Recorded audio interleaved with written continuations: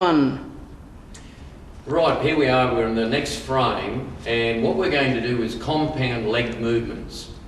Now, just previously we did the leg extension and the leg curl, and we did the Cal Gym leg press machine. Now, the Cal Gym leg press machine, of course, is a compound exercise. By compound, I mean we're using, a group of muscles. So the lower body, we're using the quadriceps, the hamstrings, the glute muscles, and all the other associated muscles around that. So the front and back of the legs and the butt, basically. Now, with a compound leg movement that moves on from the leg press machine or the Cal Gym leg press machine, which is different from normal leg presses, we're just going to do a body weight squat. Now, unlike a lot of people are told to keep their feet parallel when they do a squat. Alright, now you've got to bear in mind I'm an ex-Olympic weightlifter, Queensland titles, and my coach was Neville Perry, who was 2 times Olympian. If we did a parallel footed squat with any sort of weight, we'd break both our knees and our back would be in the spinal section at the PA hospital. So what I suggest to you, if you try and do your legs parallel, watch what happens. And this is pretty, I mean, you don't have to have a sports science degree to work this out. Here I am, my legs are parallel, and I'm trying to go down. Watch what happens.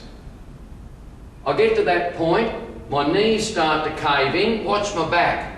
It's starting to come forward. Now, if I've got weight on my back, I'm in real problems here. I've got a back problem without even doing anything. My knees are actually concaving inwards. So the solution to that is we do what is a tried and tested Olympic weightlifting method, which you don't have to be lifting Olympic weights, you just lift a bar, your own body weight. Now watch what I do now. My feet actually come out at 30 to 45 degrees.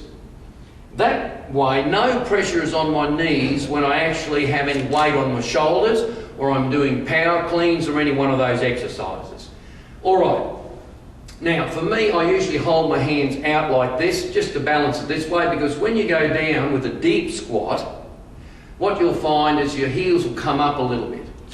Now sometimes we put weight, a little set of flat weights underneath our heels to keep us balanced. Or in the old days we used to wear weightlifting boots, or you can wear work boots, or you wear a boot that's slightly elevated up to keep it perfectly balanced. Now, as we go down, I'll just lift these army shorts up a little bit so you can see what I'm doing. So here, I'm going to go down to here. That's a full squat.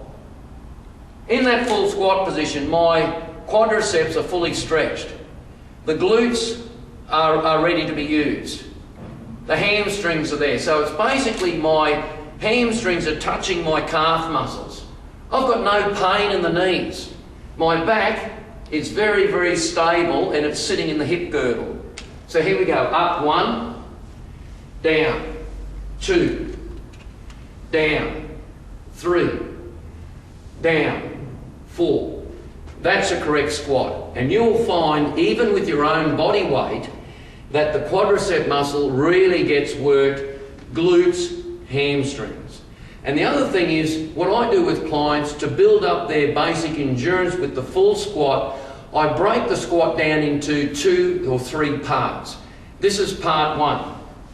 We can do it what I call from top to bottom, only 3/4. Feet out, 15 degrees. I'm focusing through my heels. Here, just below parallel, that's top to 3/4. 2, top to 3/4. 3, top to 3/4.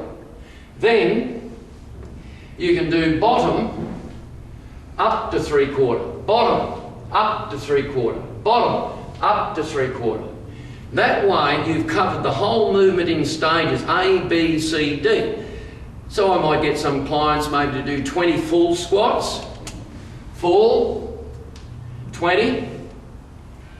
Then we go 20 top to 3/4, top to 3/4, 20 bottom to 3/4, bottom to 3/4. So each stage, if you can imagine like little dots, A, B, C, each stage of the movement is covered and reinforced. And I'm laying down a foundation so that when you actually do anything with resistance or weights, you'll be ready for it. That's the end of this front.